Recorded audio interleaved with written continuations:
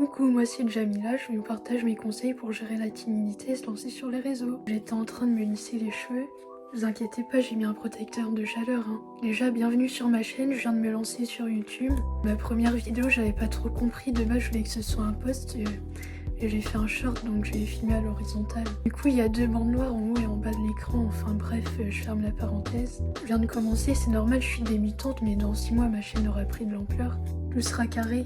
En fait, je suis surtout sur TikTok, j'ai 35 000 abonnés. Je partage des hauls, des playbacks, des petits vlogs, des storytime.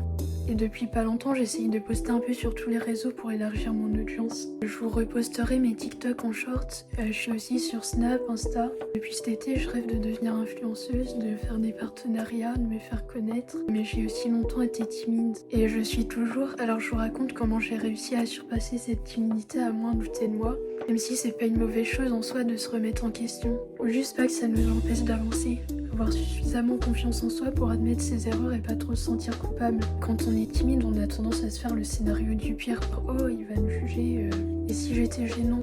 Et dans tous les cas, vous recevrez des critiques alors que plein de gens n'oseraient même pas faire ce que vous faites. J'ai pas particulièrement de passion à part la création de contenu et faire des TikTok. Il n'y a pas de sport que j'aime faire particulièrement à part un peu la muscu, la course, le pilates.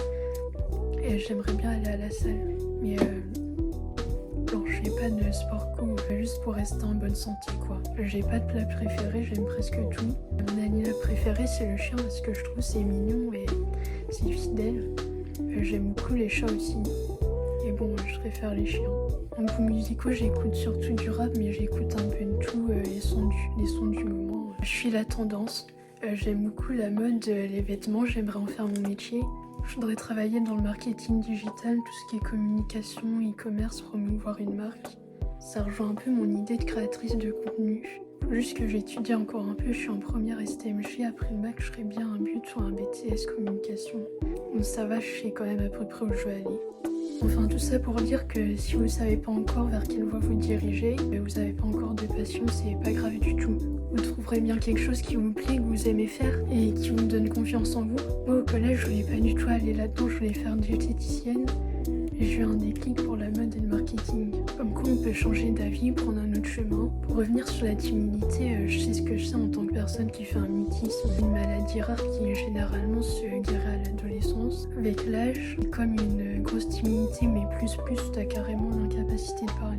J'en ai parlé sur TikTok parce qu'au début j'avais du mal à faire mes playbacks, j'étais toute crispée. J'ai appris à être plus à l'aise et j'ai une communauté incroyable qui me soutient. Parfois il faut sortir de sa zone de confort, par exemple quelqu'un qui fait de l'anxiété sociale, ça va être angoissant pour lui d'aller rencontrer des gens, mais c'est comme ça qu'on se fait des amis. Et dans le pire des cas on se prend un râteau, mais c'est pas grave, l'important c'est d'essayer. Si vous vous lancez sur les réseaux, peu importe ce que vous faites, au début ça va pas marcher. Par exemple, vous allez faire un TikTok, au début ça va pas percer, les gens vont se moquer de vous, jusqu'au jour où ça va marcher parce que vous aurez persévéré.